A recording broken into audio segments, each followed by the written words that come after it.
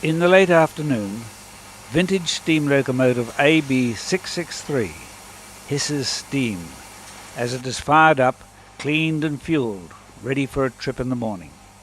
This will be the last time this locomotive will haul the annual Midland Mountaineer excursion from Christchurch to Greymouth before it returns to its home base in Wellington.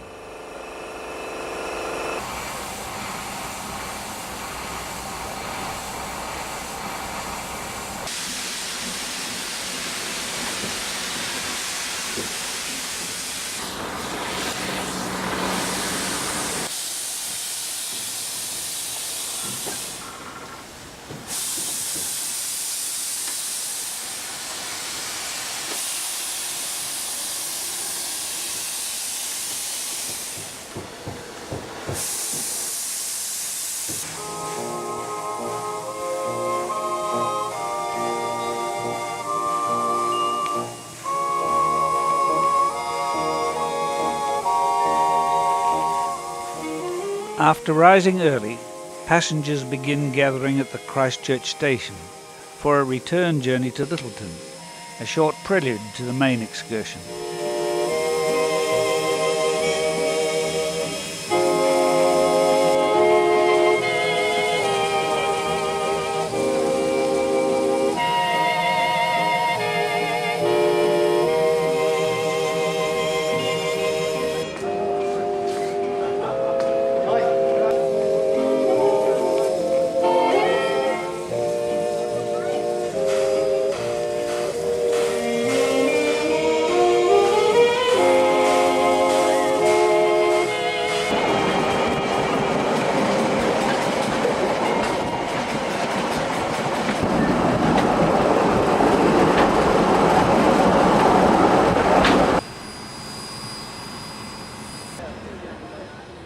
At Lyttelton, we park beside the disused station, where commuters and inter-island ferry passengers once congregated, both now only distant memories.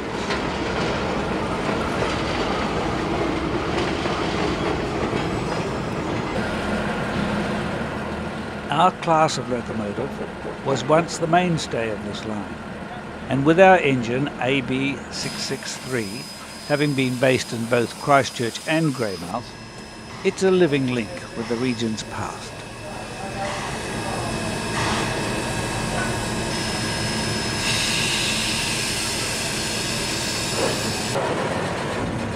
We're on our way, and the train is about to enter New Zealand's first railway tunnel, built in 1867 to link Christchurch with its port.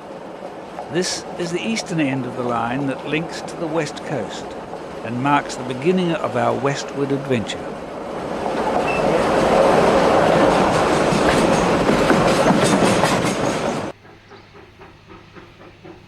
As the train blasts out of the tunnel at Heathcote, the smoke-belching locomotive is a vivid reminder of days gone by for some of the passengers lined up for the first of many photo opportunities during the weekend.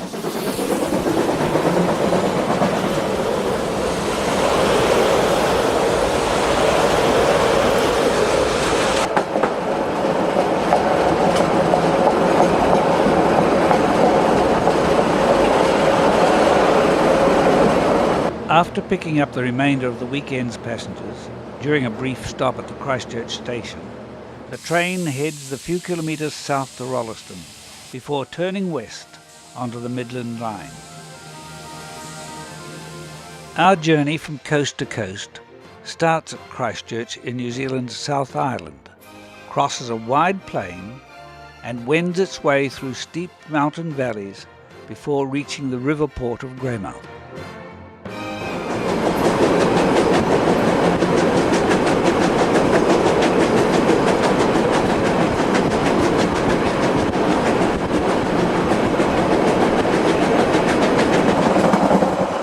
We're now onto the broad Canterbury plains, and we'll soon be climbing up mountain valleys to reach the summit of the line at Arthur's Pass. This trip was first made possible in 1923 with the opening of the Otira Tunnel, and is now considered one of the great train journeys of the world.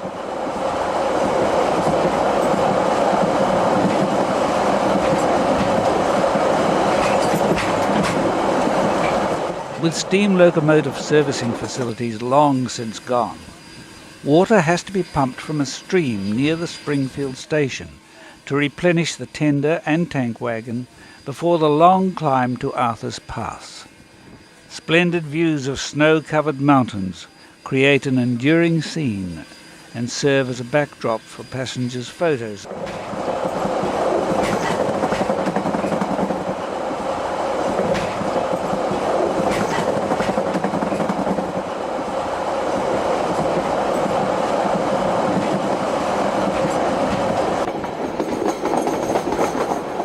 As the train begins to thread its way up the Waimakariri River Valley, the mountains close in, and we begin piercing through a series of tunnels, crossing deep ravines and high steel viaducts, and entering narrow, steep-sided gullies.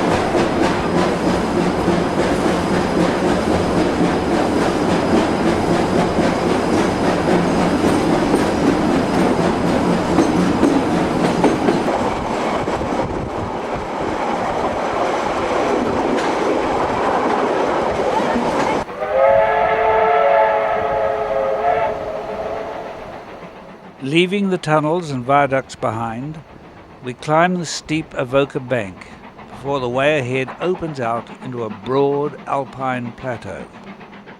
It's little wonder that ever since the line was opened, passenger trains through this rugged mountain region have coined the name Trans-Alpine.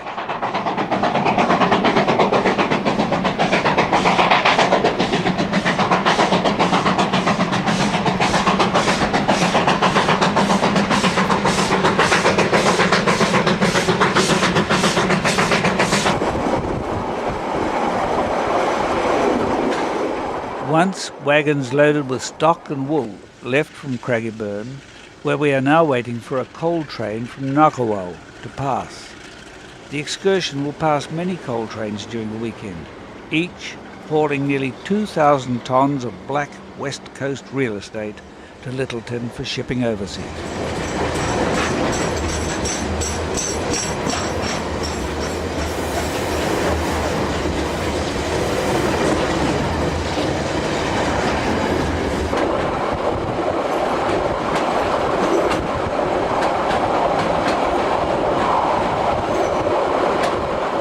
Temperatures plummet as the weather deteriorates in this inhospitable terrain, allowing us to see a different perspective to the majesty of the mountains rising high above us.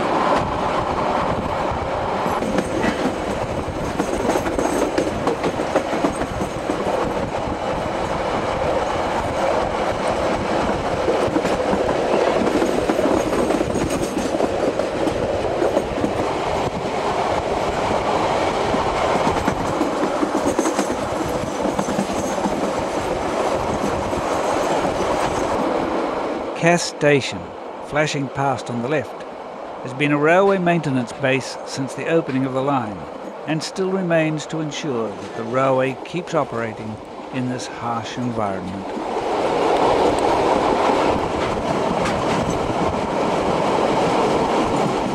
The line rejoins the Waimakariri River again near Mount White after a deviation during the last few kilometres of our journey.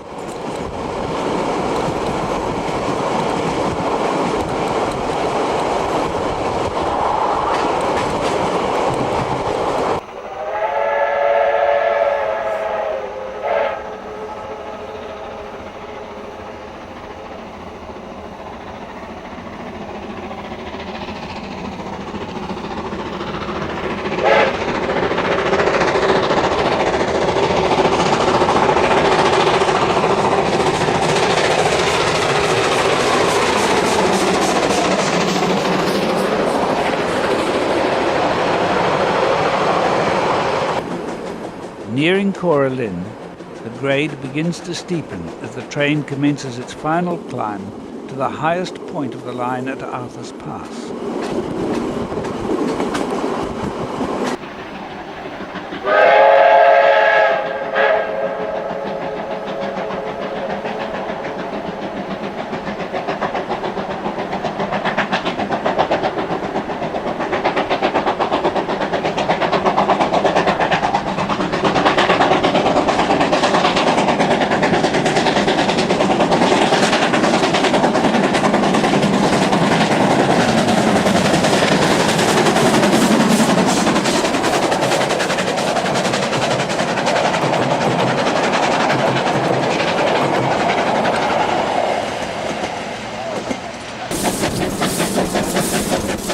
In the cab, we can recall the drama of the age of steam, as the driver guides the train skillfully during the final slog up to Arthur's Pass.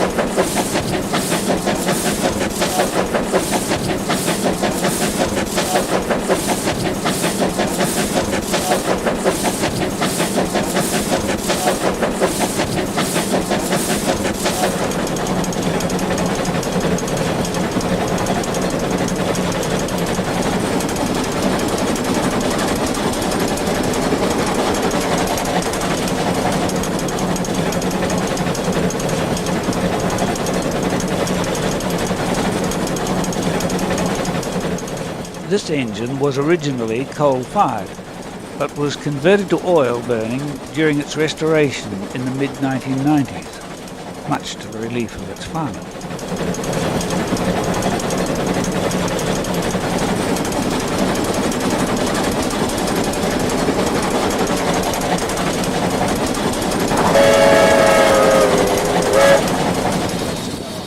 We arrive at Arthur's Pass and will soon be descending through the 8-kilometre-long Otira Tunnel to the west coast. This tunnel through the main divide, completed in 1923, was bored under thousands of feet of solid rock and a small lake. It was the longest in the southern hemisphere at the time and slopes downhill towards Otira at a grade of 1 in 33. Electric locomotives were used through the tunnel up until the late 1990s to haul passenger and freight trains.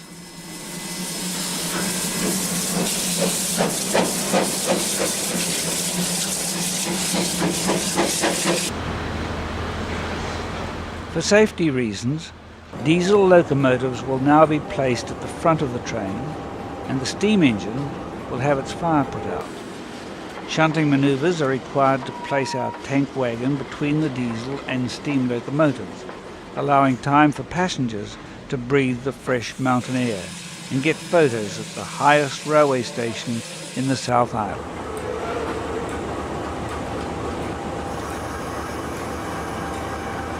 We're now descending through the Otira Tunnel and will soon reach the old railway town of Otira, once the depot for the electric locomotives.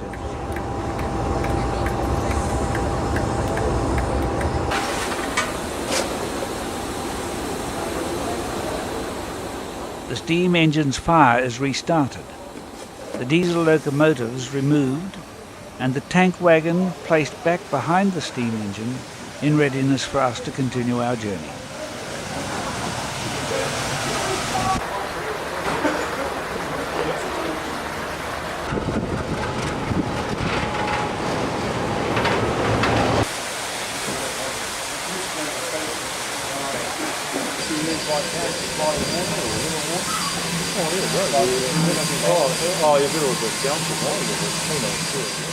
Before we leave, the engine gets another drop of water, a bit of grease and oil for the bearings, and the passengers can once again stretch their legs before the train begins its dramatic run down the Otira Gorge.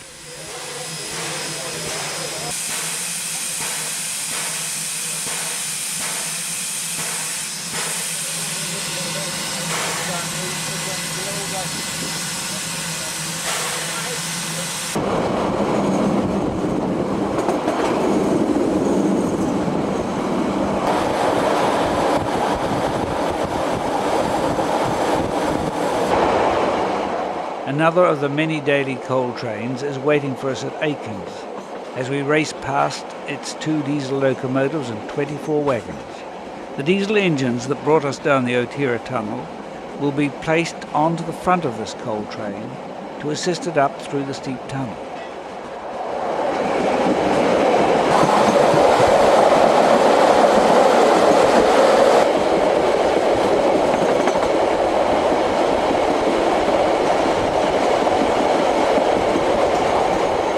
The valley begins to widen as we reach the Tauramakau River, which is coloured light blue by the melting snows from high up in the Southern Alps.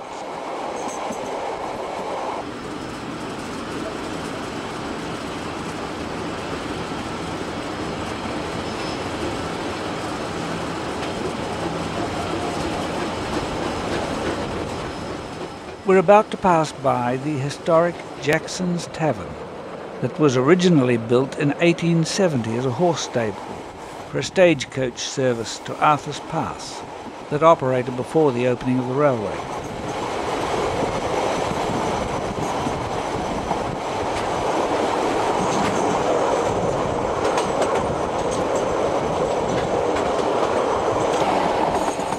Darkness closes in on the train as it races downward towards the river port of Greymouth.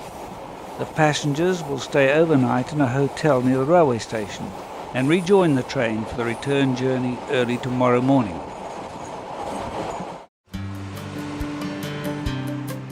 Passengers gather early at the historic Greymouth railway station, now lacking its once large railway yard, as they wait for the arrival of the train from the depot.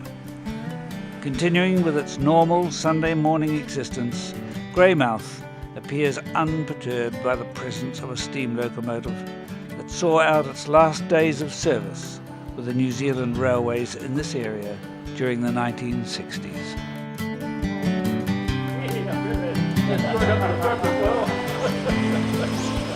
AB 663 finally draws slowly into the station, trailing its carriages just as it has done so many times in the past.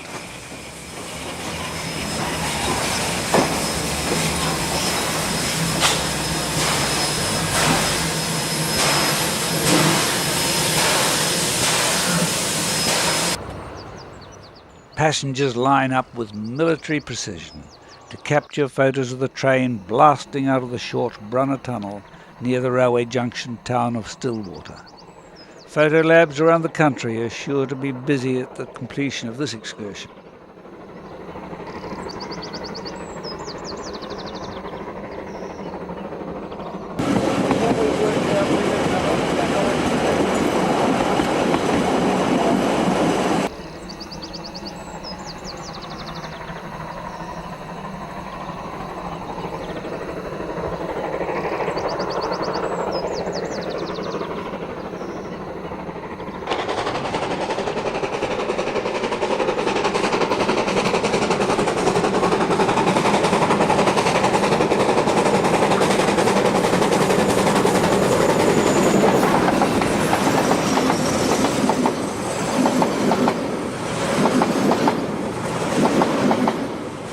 After racing by the passengers and pulling up some distance ahead, the train slowly backs up to allow them to climb aboard in the narrow strip of the ballast beside the tracks.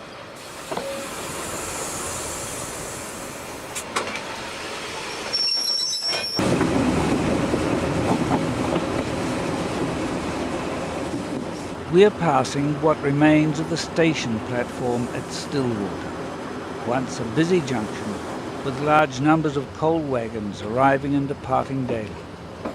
The empty log wagons are waiting to be loaded with exotic pine logs, a new wealth being generated for the West Coast since the cessation of native forest logging. Turning east on the tight curve from the Stillwater Junction, the train starts its long uphill climb to Otira.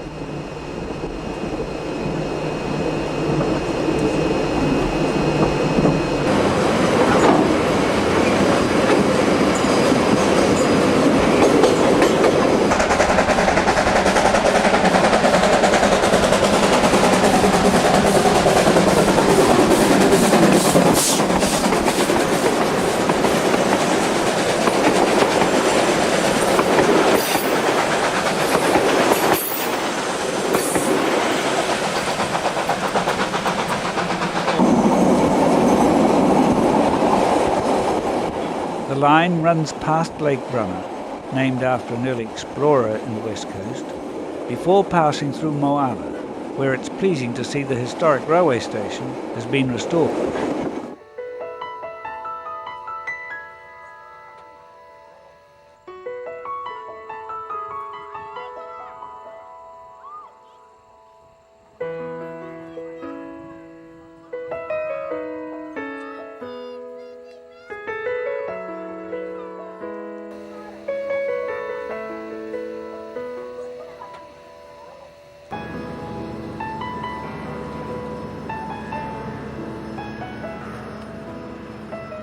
The daily Trans-Alpine passenger train from Christchurch to Greymouth will soon be passing us as we wait in the loop line at Rotumanu.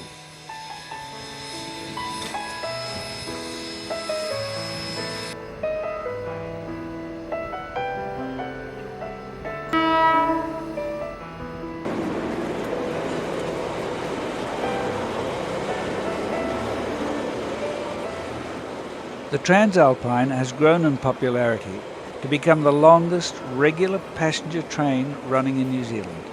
Steam locomotives regularly hauled trains this long over these tracks until rail travel began to decline in popularity in the mid-1960s.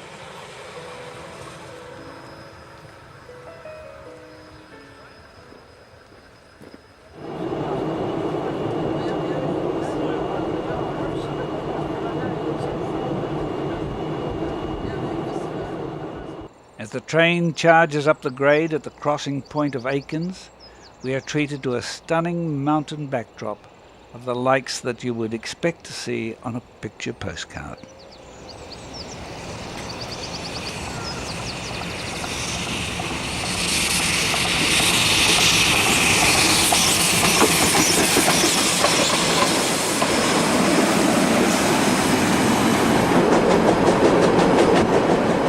The gradient steepens and the engine begins to bark as it utilizes all its power on the final leg up to Otira.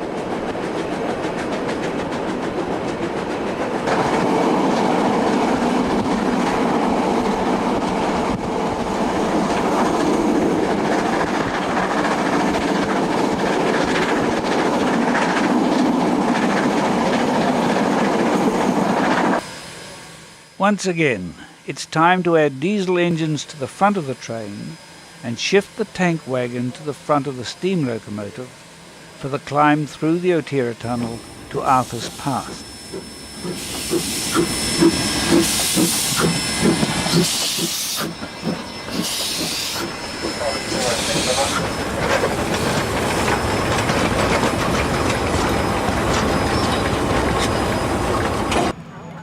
An empty westbound coal train descends the line from Arthur's Pass down a steep grade, with its tail end still on the steep hill.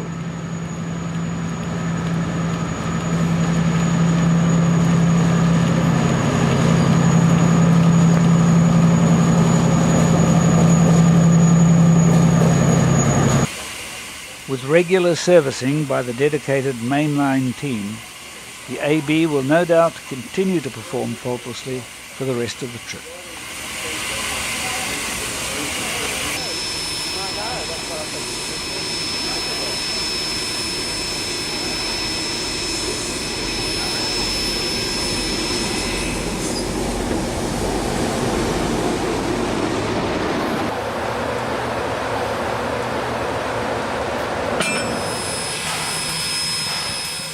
Back at Arthur's Pass, we once again play musical chairs with our train, putting everything back into the right order.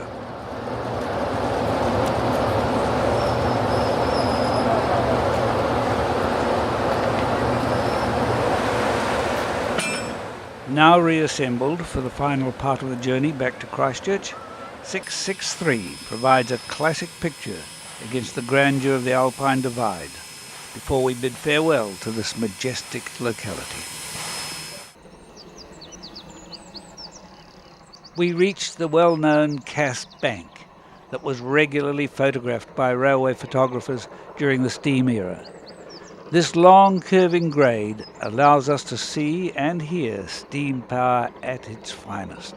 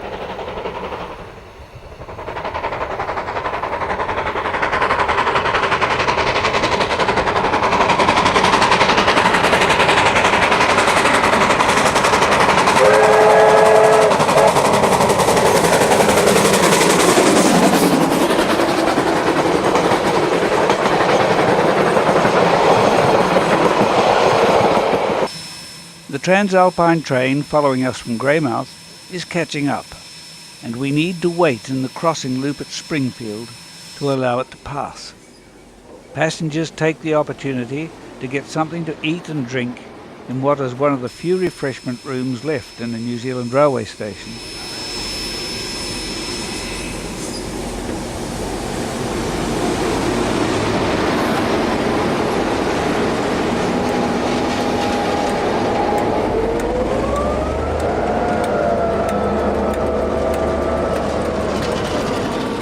Travelling by steam train is not now done by necessity, but by choice.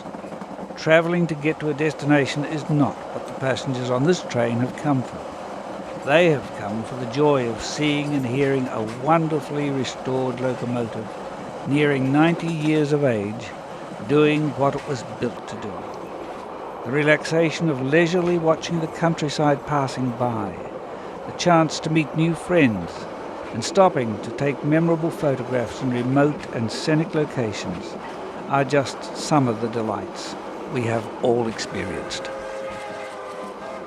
We have travelled the railway from the furthest point east to the furthest point west and back again, and now we are close to the end of our journey.